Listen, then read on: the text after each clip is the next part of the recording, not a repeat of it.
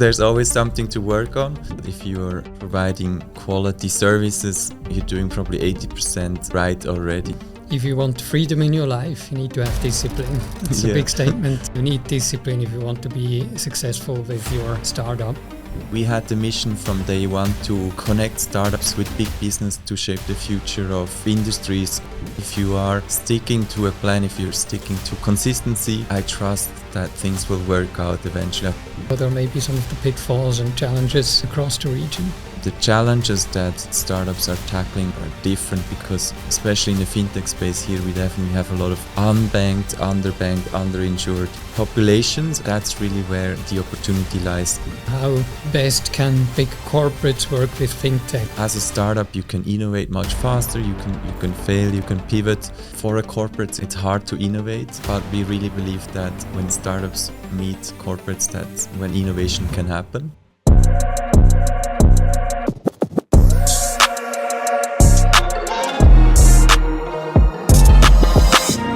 Welcome to the Pulse Check podcast. Jonas Thuerig from Tenity. Great to have you on board. How are you today? Thank you, Salomon. Good. Great to be in Hong Kong. Yeah, exactly. You're Singapore-based, traveling to Hong Kong. Yeah. I was once based in Singapore. I think you are more used to the humid weather and surprised that actually it's quite cool in Hong Kong. Yeah, exactly. Right. I appreciate that there is a bit of cooler weather once in a while. Yeah. So welcome to Hong Kong. As you know, typically I start with a bit of an icebreaker. Jonas, what makes you you? Great question. I think I'm kind of a world citizen now. Maybe similar to you, moved to Asia quite some time ago. I'm very passionate about entrepreneurship. I was a founder myself previously. I'm also very passionate about new innovations, new technologies. I started out my career actually as a web developer. Yeah. So I was very, very much into tech, and I'm still very much into it. And I think that really defines me professionally and personally. I'm very much into endurance sports, being active, definitely spending more time outside than probably reading a book inside. I'm doing more podcast listening these days, so I still educate myself, learning new things. And I also like to travel. I think this region has so much to offer as well. So I feel like I'll never see everything I want to see. So I'm a curious person by nature, and I think that defines me. Yeah, and I think we have it both in common, the endurance sports and trying to bring some of the aspects into our business. I saw that you also did some runs in China where you were for a while.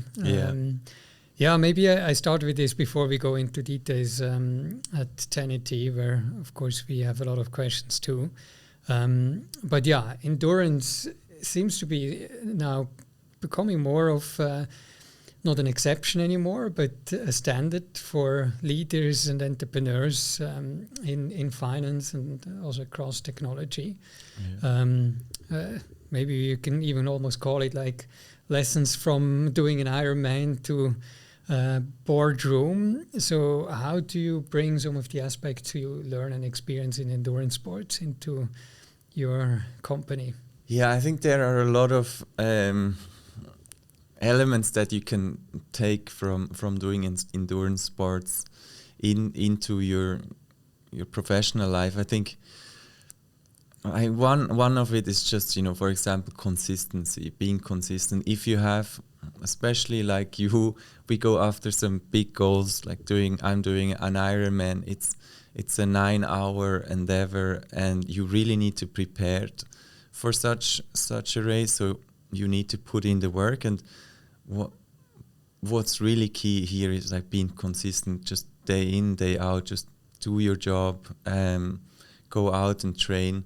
Believe in the process as well. I think a key learning is always like if you are sticking to a plan, if you're sticking to consistency, I trust that things will work out eventually. I think it's something that also can be very much applied to professional life, right? I think if you're going after, I'm also in the business development growth side of the business.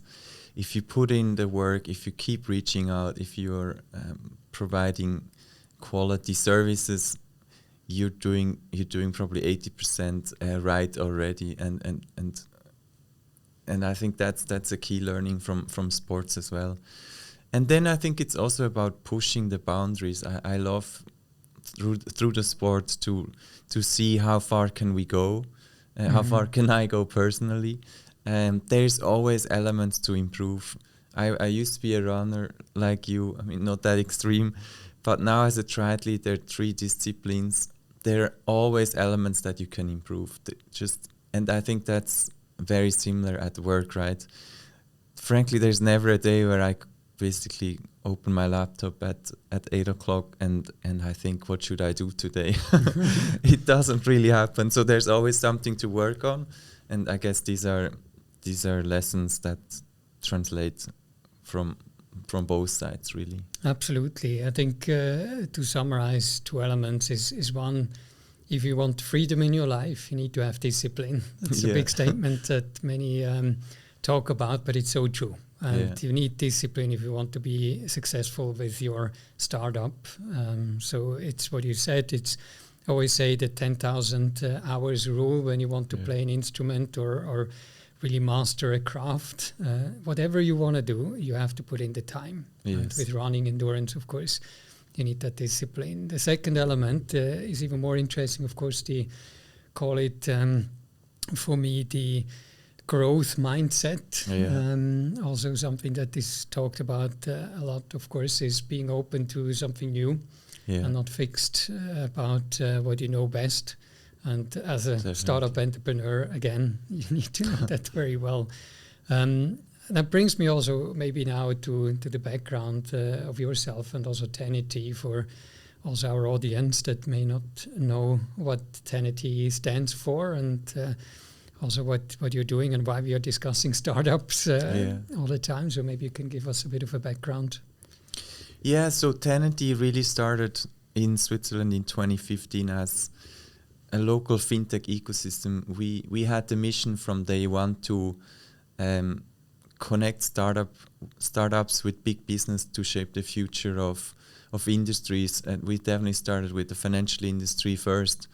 And we really believe that for a corporate, it's hard to innovate themselves. But we really believe that when startups meet corporates, that's when innovation can happen. Mm-hmm. And basically, we started in Switzerland, grew an ecosystem, and we work a lot with corporates. We have more than 65 partners that we worked with in the last 10 years. And we've expanded now geographically. So we have a number of hubs in Europe, and we have the hub in Singapore where we cover APAC. And I think now the business really has evolved to 3 elements. So we have our venture fund where we invest into early stage startups. Then we have corporate partnership, open innovation services that we provide to the likes of UBS or Franklin Templeton. We work also with a number of, for example, protocols. We work with Ripple, XRP Ledger here. That's also why I'm in Hong Kong this time for Consensus, a big blockchain conference. And then the third part where we are also quite strong is we're working with a number of governments helping their startups to go cross-border into new markets. And we help them with validation work, introduction to customer and partners, but also the investor side. Mm. And by the way, Synpulse is also an investor and right? Partner of Tenity, because we also believe, of course, in startup innovation. Maybe if you can add on also your own personal journey. You have been in Asia since how many years? Yeah, almost 8 years now in Asia. I mean, I born and bred in Switzerland. I keep my Swiss accent like you. Yeah, exactly. Can't get rid of it.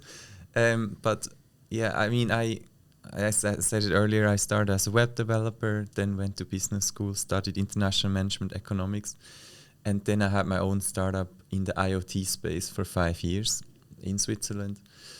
But I was always fascinated about Asia, especially China. I was there first time in 2007, and I finally, after my startup, I joined the 6 SIX Group, the Swiss Stock Exchange, for 2 years during my MBA. But then I really wanted to go to Asia, and I had a chance to work in China for 2 years with the Swiss embassy, actually, in an innovation role. And 5 years ago, I moved then down to Singapore.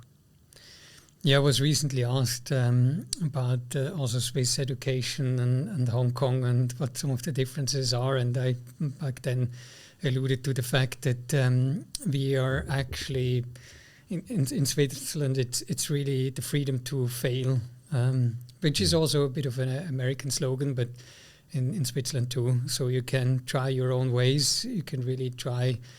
And if you fail, stand up again. And it's not so hard pushed from the top, structured, that school, that you just follow and repeat. As you probably have learned sometimes, that Chinese education is following a bit more a structured approach, while in Switzerland it's a bit more independent, flexible learning. Yeah. And that would also, for me, be a very interesting aspect now when it comes to Fintech, differences you see from Europe, Switzerland, where you even had your own Internet of Things startup, while now here supporting startups in Asia. Do you see some bigger cultural differences? Yeah, I think the challenges are different, right? I mean, if we talk about, let's look at it on two levels.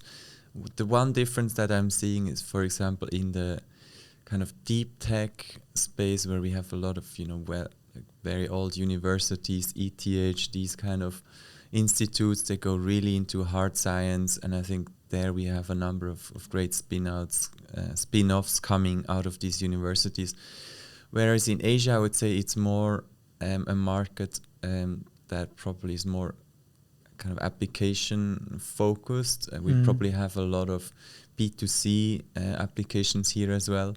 And I would also say that the challenges that startups are tackling are different, because especially in the fintech space here, we definitely have a lot of unbanked, underbanked, underinsured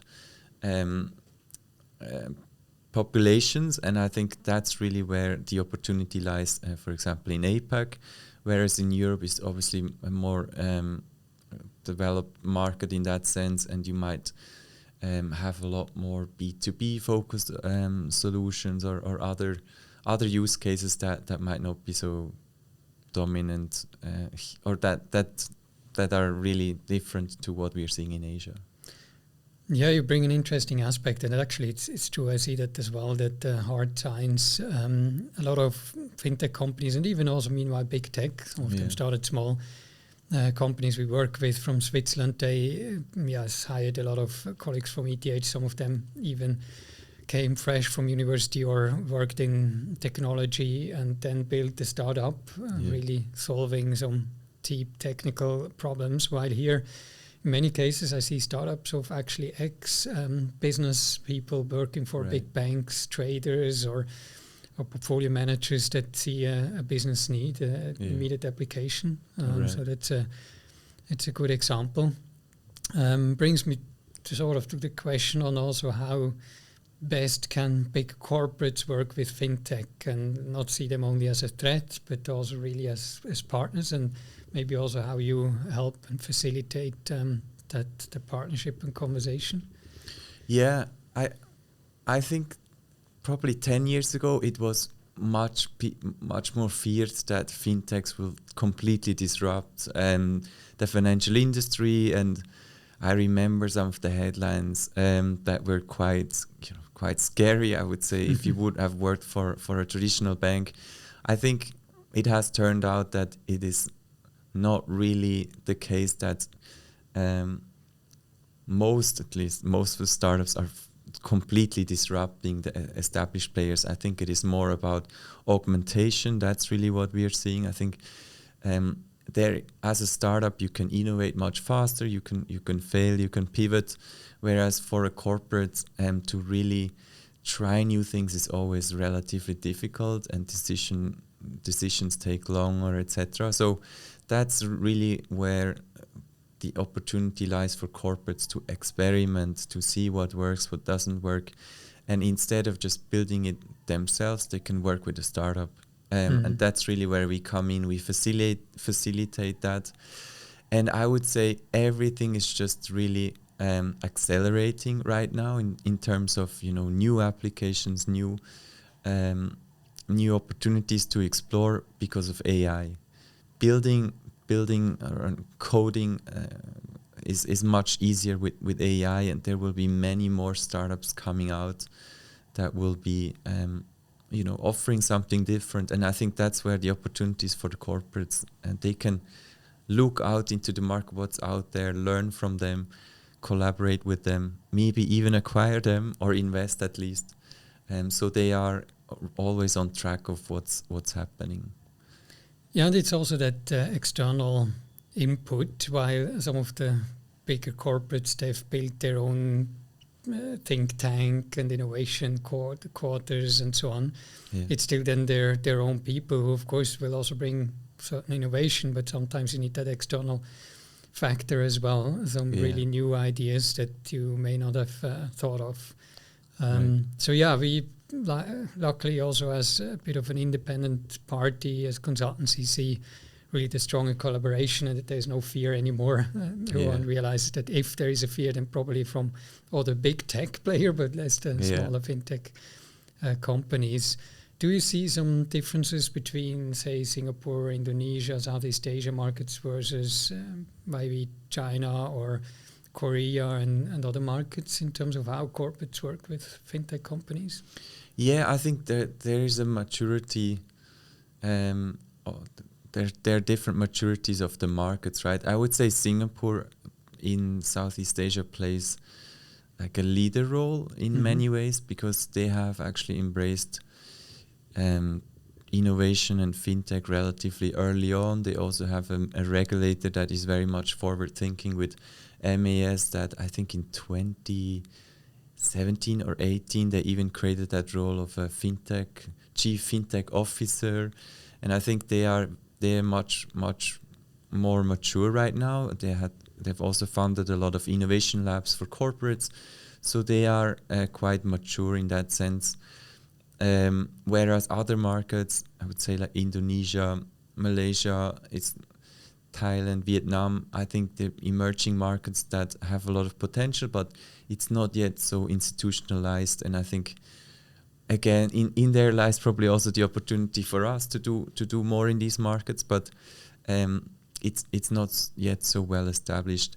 And then I would say Korea, where we are quite active, they have also embraced entrepreneurship for quite a while already.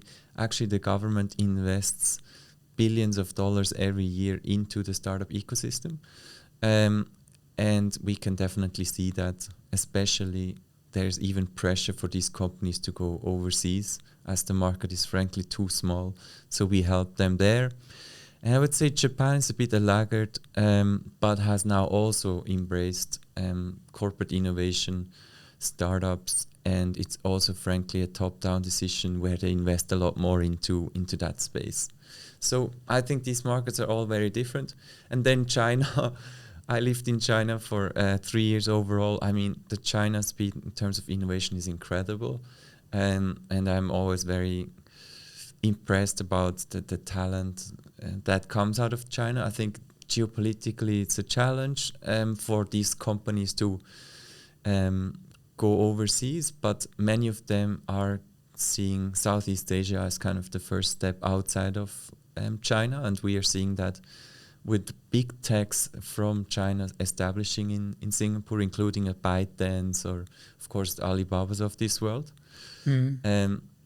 But for us, it's relatively challenging if you're working with regulated international, especially financial institutions, also blockchain companies, and they can't really do that much in China yet, except if it is for the local market, right?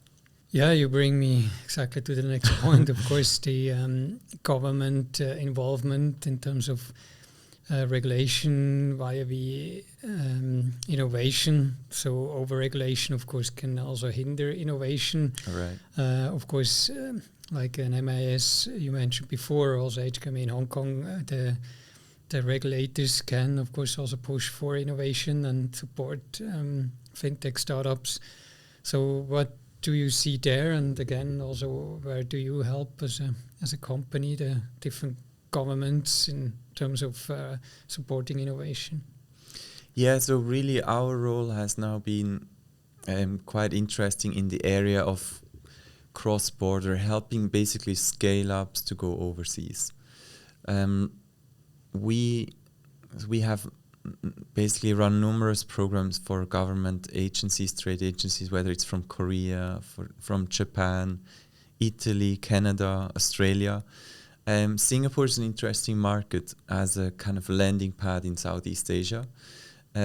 So we are helping startups. We prepare startups for that step. We help them with validation. Is this the right market for them? What are the ideal customers in this market? How do they need to go about it? What are the localization needs that my solution might have? And then, of course, also regulatory-wise, can we operate in this market? Is there a fit? So we work on that, and then once these startups actually come to Singapore in that sense, we help them with customer introductions, potential partners. I regularly introduce them to Synpulse as well to see if there's an angle to work with. And then thirdly, investors, they all want to raise funds, and Singapore is a hub where you have really international VCs that have set up there. But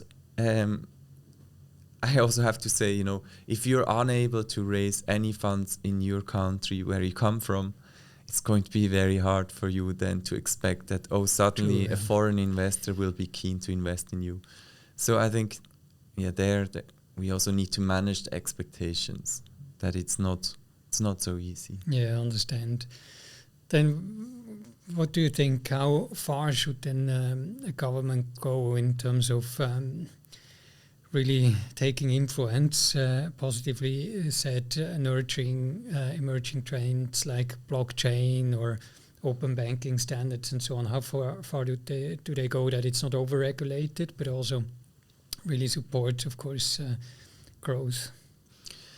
Yeah, I mean, so from an investor's perspective, of course, on the one hand, it is great that they are nurturing incubators on the ground, universities, fostering more STEM education. These topics are great because eventually that will turn into more startups that are going to hopefully emerge from these markets.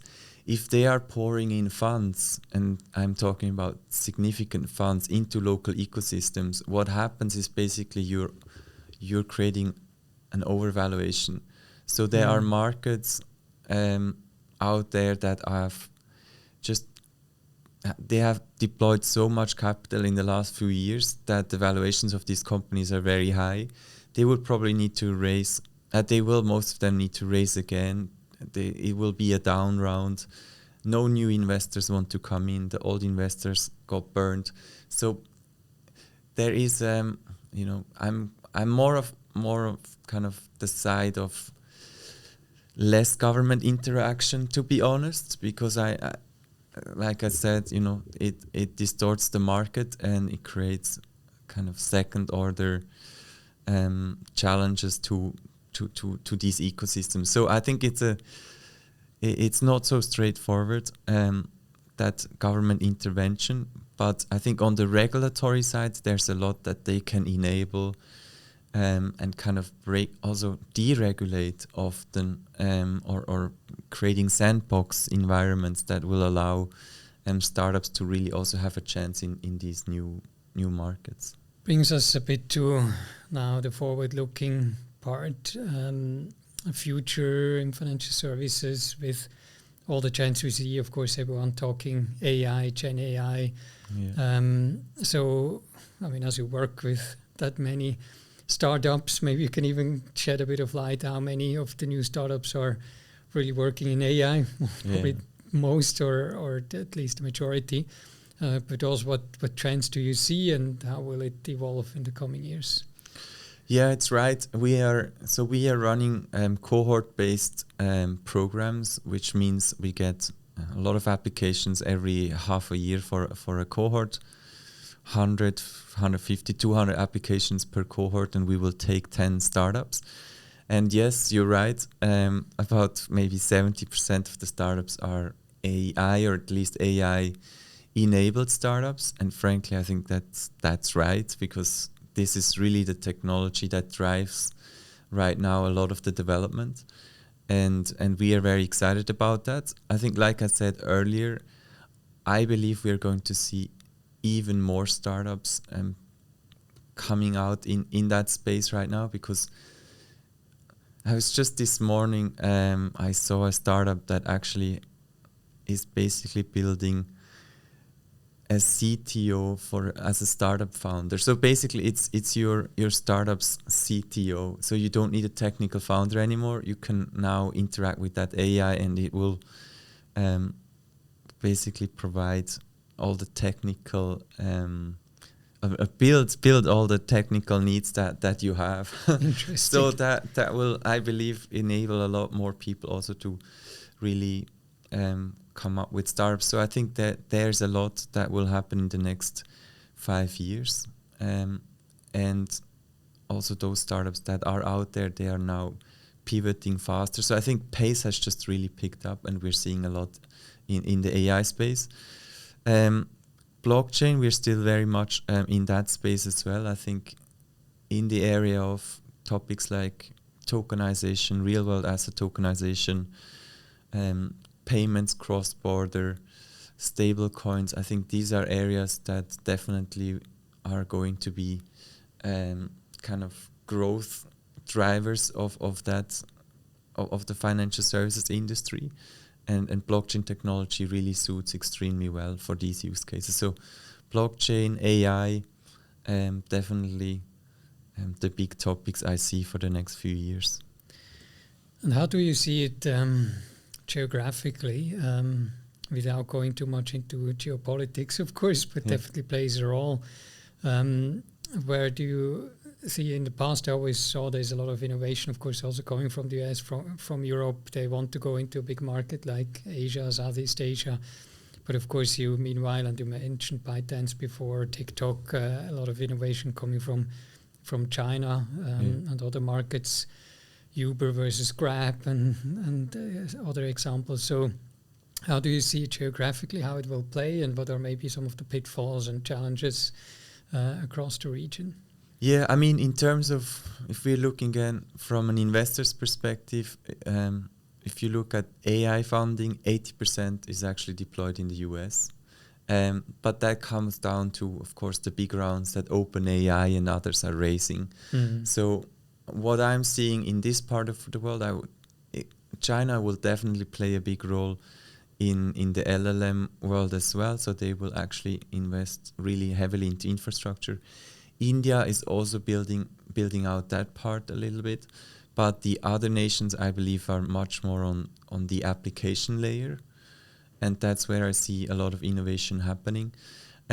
If you look at the region, where is the venture funding going into in the region? Of course, for Southeast Asia, it is Singapore that takes up about half of the funding in the region, which actually means these startups are incorporated in Singapore. Doesn't actually mean they're also all operating there. And the number 2 is Indonesia. And I think, of course, a very populous nation, a lot of innovation challenges to overcome. So I do continue seeing Indonesia as an interesting market. But if you're looking at APAC on a wider scale, definitely India has a lot of appeal right now. Mm-hmm. You see also a lot of interest from venture funds, from limited partners investing in funds. India has picked up a lot. And of course, India, you have a lot of tech talent. You have also a lot of returning tech talent. You know, maybe they were in the Silicon Valley, they worked for some tech startup. Now they're moving back to India and they're launching a startup. And I think India definitely will continue to churn out a lot of great startups, and they have also a successful, at least at the moment, a successful stock market. So IPOs are happening. So India seems to be the hot market right now in APAC.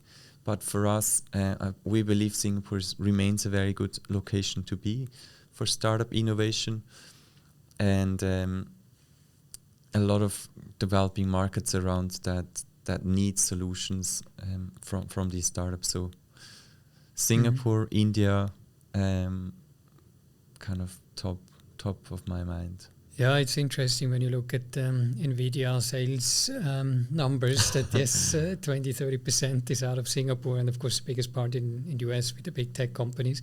Yeah. And it's not that they have even enough data centers in Singapore for all these NVIDIA chips. Of course, it's for Asia overall, maybe even China, despite some of the restrictions.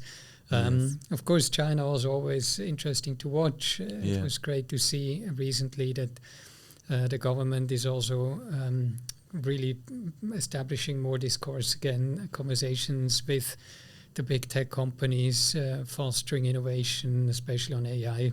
Yeah. So without talking about the geopolitics, definitely growth in China, also an interesting one to follow.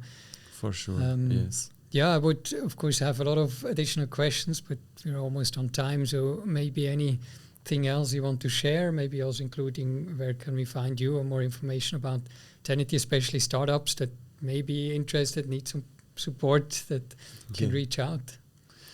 Yeah, I mean, easiest way to follow me is probably on LinkedIn, Jonas Thuerig. Please do connect. Otherwise, I think any builders out there that is keen to join a strong ecosystem, especially in the financial services industry. That's actually one point I wanted to mention earlier on also. I think an advice I have to startups is like, don't try to go it by yourself. Don't try to do it alone, right? It actually also relates to if you're doing endurance sports, you wouldn't just jump into running a marathon without asking advice from someone that maybe has done it before.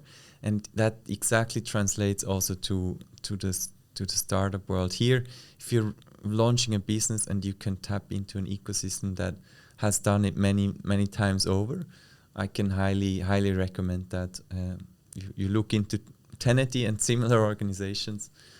We are very much open to applications all year round. That's a very good example, and also coming back to endurance. Yes, absolutely. While I don't have a personal coach, I of course follow a lot of experts and get advice. Everyone does that and get coaching.